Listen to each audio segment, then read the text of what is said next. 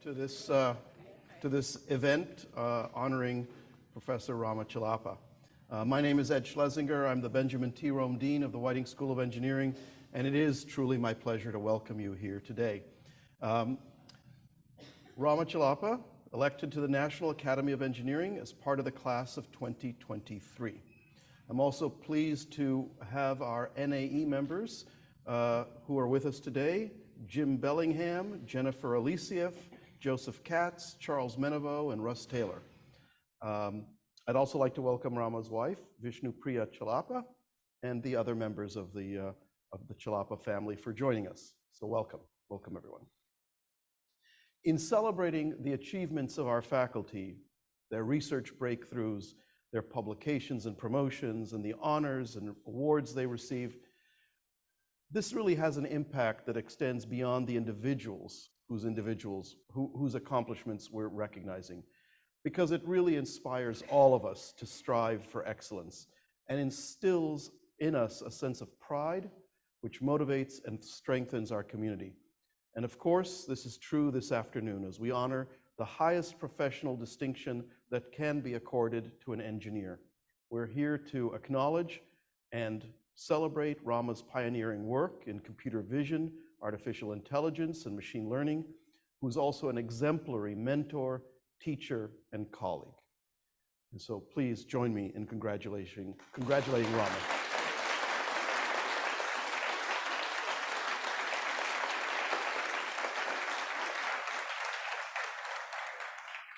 It is now my pleasure to introduce Jennifer Alicieff, Professor of Biomedical Engineering, the Morton F. Goldberg Professor in Ophthalmology at the School of Medicine, Director of the Translational Tissue Engineering Center, and member of the National Academy of Engineering, class of 2018.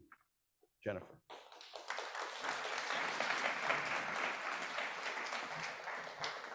Thank you, Dean Schlesinger.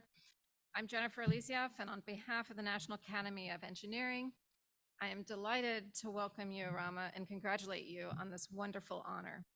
So election to the Academy is particularly special as its members are nominated by their peers, current members like myself, Charles, and James. And actually, a few years ago, I served as chair of the peer committee, which goes through the elections and members for our specific section. And I can tell you it's quite daunting when you do that and you see how incredible it is. So it really, truly is an honor.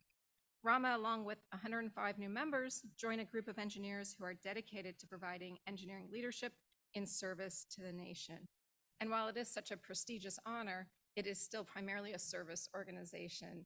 And so members can do many things as far as running governance and serving on various committees. But it is a service to the nation, providing expertise in engineering, which we all know is such a critical thing to do. So we'll hear more about Rama in a moment, and I'm personally honored to celebrate this achievement with you. And now I'd like to welcome Mike Miller to the podium.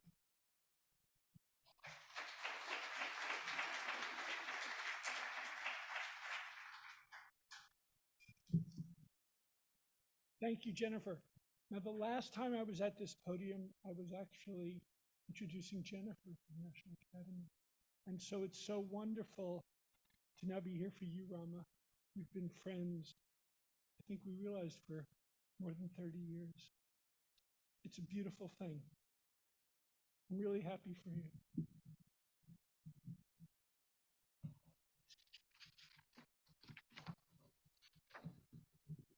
I'm Michael Miller, Bessie Darling Massey Professor and the Director of Biomedical Engineering and co-director of the Cobley Neuroscience Discovery Institute. I'm honored to be here today to introduce Rama Chellappa, a colleague and old friend. I think we've known each other for half of my life, to celebrate this milestone in your career. And I'm so glad you're celebrating it here at Johns Hopkins, because you led a remarkable electrical engineering department for a long time at Maryland, which we looked to. You know, I was at Washington University for years and then here, and we looked to your department for your leadership. His citation for the National Academy of Engineering particularly highlights his achievements with contributions to digital image analysis, automatic face recognition, and applications. Rama is truly a pioneer in this field. And I was thinking back to when I was a young faculty member, and I think I was schooled. You had a paper, I think with Kaishap, because I would always say Kaishap and Chellappa when I talk about it in the 90s, right? And it was on synthesis of random field images, synthesis, generation of random field, and estimation. And of course, this was more than 30 years before we had AI to tell us about synthesis and generation. You were generating image random fields. And I think you wrote that paper before Don and Stu wrote their paper, which was of course so influential. And so I grew up on that. What was interesting was I was thinking back to when we really connected. Of course, we saw each other, I think here at the Princeton Hopkins conference. And for those of you who don't know, Princeton and Hopkins ran a very important conference for years, and they still do. And I think we met in the late 80s, and I was already starting to work on things in estimation and random fields. And so that's how I knew your paper. And I remember how gracious you were to me. You were already, really a giant. And I really appreciated that. And then in the late 90s, the Army Research Office asked two groups to look at image understanding. It was, I think, the pattern theory group at Brown, which I was part of, and the Maryland group. And of course, Azriel, one of the fathers of pattern recognition, and you hosted that. And it was in that meeting, it was the first time that I think the government had heard the statement that synthesis is understanding. Do you remember that meeting? Do you remember how? And we explained, because we were all sampling at the times, we were generating random images. And if we could generate them, we could understand. Now, of course, today we can see the influence of that idea and its importance in AI. So that was great. In addition to his work, Rama is a member of the Center for Imaging Science, the Center for Language and Speech Processing, the Institute for Assured Autonomy, and of course, the Mathematical Institute for Data Science. His book, Can We Trust AI, was published by the Johns Hopkins University Press in 2022, and it recounts the history of AI, its current uses, and future potential. Now, after the president created the BDP program, we all were talking about what opportunities would we have to bring a remarkable person to the engineering school. And we in the Center for Imaging Science were talking about that for ourselves. And one day I received a text from Renee, and he was at a meeting, and you remember the meeting. And the meeting was remarkable because on the screen, I was looking for the picture, I couldn't find it. They were celebrating your 100th, I think it was your 100th PhD student. 100th PhD student. And Renee said, Ron Daniels created the BDP program for Rama. Let's see what we can do about that. And that changed, that was important for Johns Hopkins, and you're here today. So I'll finish by just saying, what greater privilege is there than to mentor your students? And we see many of your students here today. What greater privilege, and just honored that I could present you. Pablo really wanted to be here today. You know that his son is graduating. And so with that, it's my honor to introduce Rama Chellappa to the group. Thank you, Rama.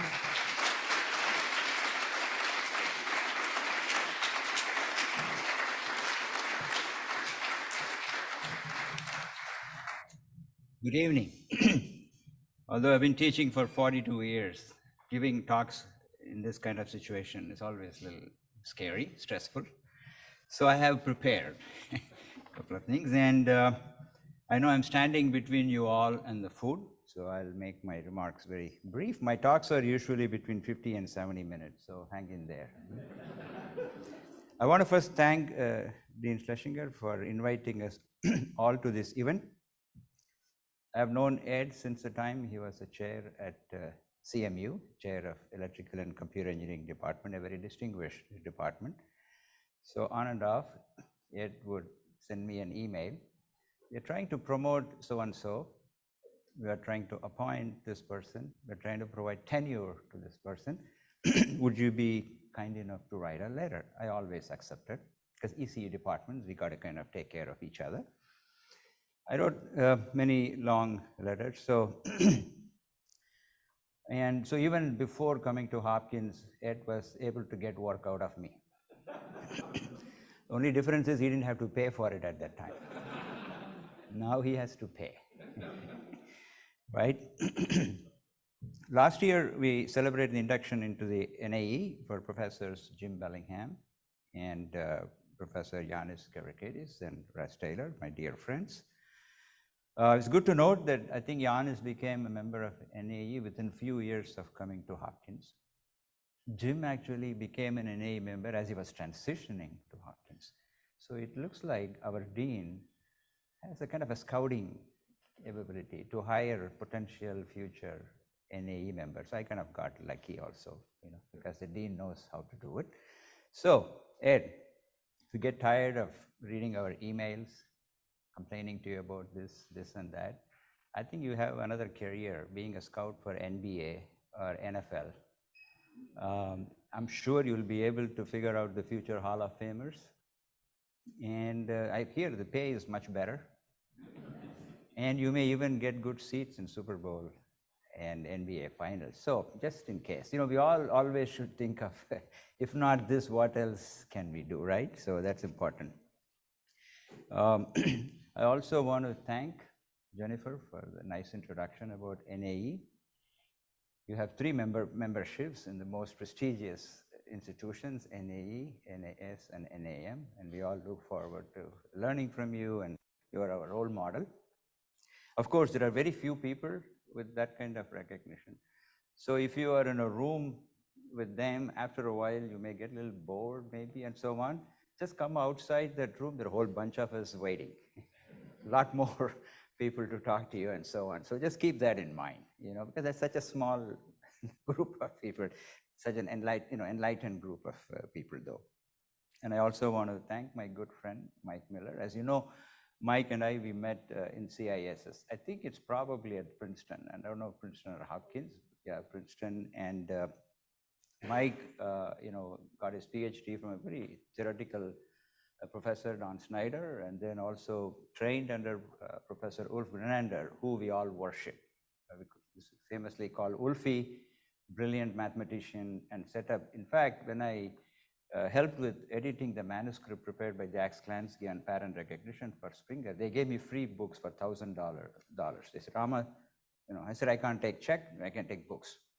So the first books I bought were pattern theory books written by Ulfie. And I'm still trying to figure out what they are, but at least I got the books. So Mike, yeah, you're a true friend. You're a great friend. I've known you for a long time. And in fact, at one time you said, we don't have to see each other for 10 years and then we connect. It's like we have been seeing every day kind of a thing. It's rare to have such friends. And of course, he's also my boss, so I have to say nice things about him. I have primary appointments in ECE and BME. And I have to acknowledge Ralph, who got me in here. So Ralph is also kind of boss, I think, although you're officially not there yet. You have left and gone to higher things. So Mike and I, we worked on Markov random fields and MCMC techniques and so on. So they are still very useful. The diffusion models for generative AI, the foundations are on MCMC techniques. Whiting staff have been great in getting us to this event. I want to particularly acknowledge Marisa, Kimberly, and Megan for making all the arrangements. Family plays a central role in our lives. I want to thank my parents for instilling in me a passion for learning. And I want to thank my wife, Vishnu Priya, my daughter, Deepa, and my son, Vivek, for their love and support. My son-in-law, Dr. Ketan Vyas, who graduated from Hopkins in 2014, is here. Go Blue Jays, right? Yeah, good. And my brother Ganesh, his wife Usha, as well as my co-brother Ravi is here. Thank you all for coming. Family is very important, right? Yes. My dad taught science and math at a high school in South India and then became a banker because he had 3 children and a wife to support, and a teacher's salary was not enough. He often talked about how much he enjoyed being a teacher. So when I mentioned to him at a very young age, I want to be a teacher too, he was a little disturbed. He suggested I should instead become a Class 1 officer in Indian Railway Service Commission, because if you do that after your basic degree in engineering, you get a free apartment, you get somebody to help with household chores, you get 3 first-class passes, 6 discounted passes, so you can go anywhere in India for vacations and so on. So he said, if you become a teacher, you have to stand in line to get the ticket, so nobody's going to help you. But I persisted, and and my goal of becoming a teacher and then a researcher and professor. At that time, you don't know what a professor is, you only know a teacher, right? So I was mentored by the best in pattern recognition, machine learning, and computer vision. In particular, I want to thank Professor Kashyap. The paper you mentioned is a 1983 paper, Information Theory Transactions. Professor Kingston Fu, who worked in statistical pattern recognition but created syntactic pattern recognition. Fukunaga, who was a brilliant statistical pattern recognition person. Jack Sklansky and Asriel Rosenfeld. They took one good look at me and said, this kid needs help. I mean, so many outstanding people coming in, helping you over a period of few years. I don't think anybody else has had that privilege. Under their collective wings and guiding me to where I am today, I spent nearly 15 years with Asriel. First as his student in spring 1979, and then I came to Purdue for my PhD. He still supported me as a faculty research assistant, and then I became his colleague in 1991. Brilliant mathematician, and one of the founding fathers of computer vision. And he was a man of impeccable integrity, and I'm so grateful. Ulfi to you, Asriel to me. I mean, they are kind of similar, they're both mathematicians and brilliant scholars and so on. So I'm so grateful to Asriel because he is singularly responsible for my advancement in academia, and it's a rare privilege. And being a professor and educator itself is a privilege, as Mike mentioned. It may look like professors just spend all of their days talking and talking. It's somewhat true. When my daughter, Deepa, was 6 years old, I took her to take daughter to your work day, and she saw what I was doing and came home and tell Vishnu Priya, I don't think daddy is really doing any work. So what happened? He said, no, students come, he talks, they talk, he writes something, they write something, they go. Another student comes, and then he talks, and he writes. So all day he's just talking. I don't think he's doing any work. For a 6-year-old, I think that's a pretty good summary of what professors do. But beneath all the talking, there is a goal. There is a goal, a noble one, I think, of educating the next generation and generation after next and making careers for them. When I first started PhD at USC, my first PhD student was only 3 years younger to me. And then I even had students who were older than me. So that's a different, and right at the time, sometimes somebody who was born after I got my PhD joined me. I said, okay, you all have to call me sir now. This whole idea of Rama is all gone, right? So next generation. And all the students, undergraduates, master's students, doctoral students, postdoc, and research staff I had the pleasure of working with have given me much, much more than what I could give them. And my doctoral students in particular have played a significant role. They patiently taught me a lot of things, laughed at my jokes, and kept the research engine running. I'm continuing to learn from my former students, notably Professor Vishal Patel, who's here, and current students, and I'm grateful to all of them.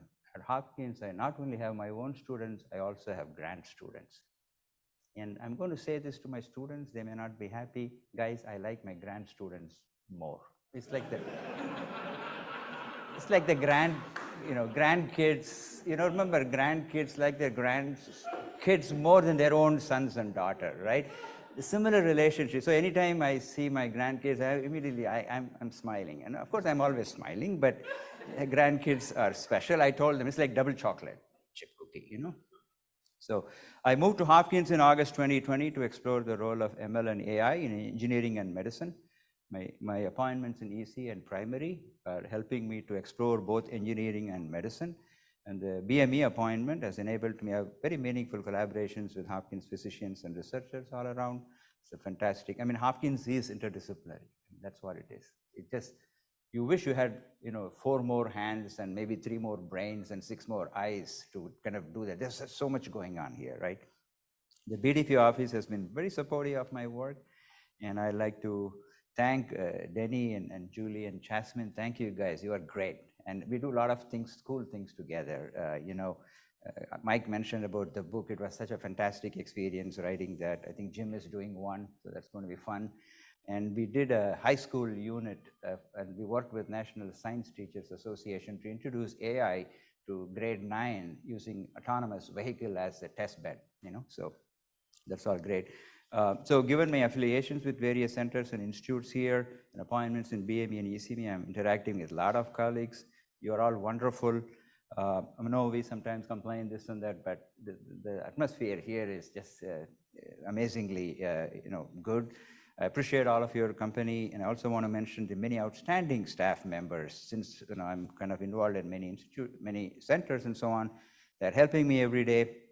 Particularly, I'd like to mention Anthony Kolesny, who takes care of my servers, computers, Ashley in EC, Dana in EC, Erica in BME, Heath in Mines, Kim, there's one Kim in Clark Hall, one Kim in CS, Lindsay, Lori, Nicole, Vicky, and many, many others. So if I forgot to mention you, I apologize. I know when I trip and fall, they'll pick me up. The staff here is wonderful, amazingly wonderful.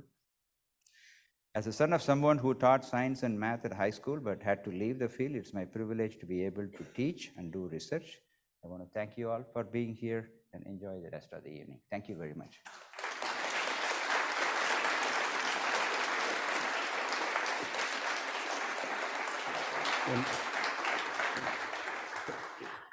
First of all, congratulations, Rama. Really, it's a pleasure to have you as a member of the Whiting School of Engineering in Johns Hopkins. Congratulations on this really unique honor. We do have this memento for you. I won't pick it up lest it's perhaps a little fragile, but congratulations again, and we hope you enjoy that. Thank you very much. And thank you all for being with us, and please enjoy the reception now. Thank you.